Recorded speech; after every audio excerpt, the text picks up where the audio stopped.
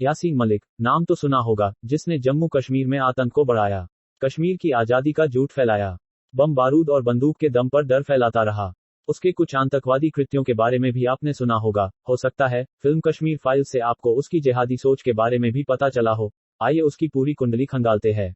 1966 में जन्मे यासीन मलिक का संगठन ताला पार्टी तब पहली बार सुर्खियों में आया जब 1983 में श्रीनगर के स्टेडियम में भारत और वेस्ट इंडीज के बीच क्रिकेट मैच के दौरान पिच खराब कर दी, जब 11 फरवरी 1984 को आतंकी मकबूल भट्ट को फांसी पर चढ़ा दिया गया।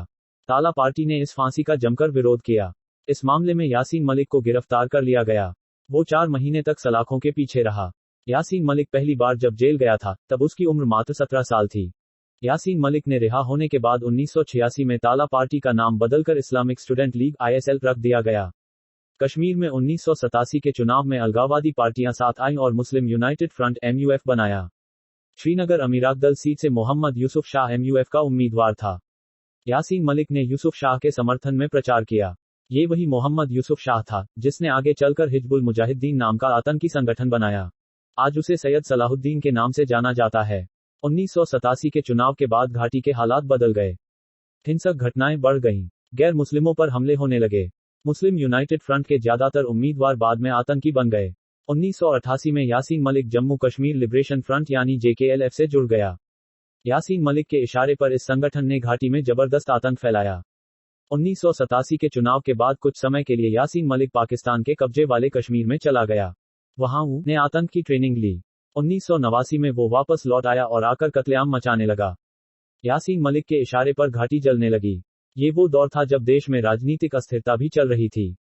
1989 में देश के गृहमंत्री थे मुफ्ती मोहम्मद सईद की बेटी रूबिया सईद हॉस्पिटल से ड्यूटी करने के बाद जब वो लौट रही थी, तभी रास्ते में कुछ आतंकियों ने उनको अगवा कर लिया।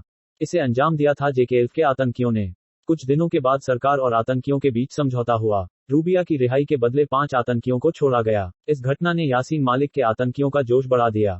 कश्मीर की सड़कों पर नारेबाजी होने लगी। 25 जनवरी 1990 को यासीन मलिक और उसके साथी आतंकियों ने श्रीनगर में वायुसेना के जवानों पर अंधाधुंध फायरिंग की। इसमें वायुसेना के 4 जवान शहीद हो गए थे। यासीन मलिक के इशारे पर घाटी में सरेआम कत्लेआम मचता रहा। गैर मुस्लिमों को मारा जाने लगा या उन्हें भगा दिया गया।